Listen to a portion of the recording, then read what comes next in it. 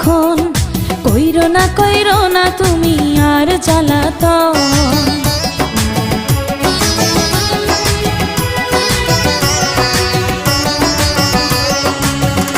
ও এক রজনী না ঘুমালে কি এমন ক্ষতি, সারা জীবন থাকবে বেঁচে মধুর স্মৃতি।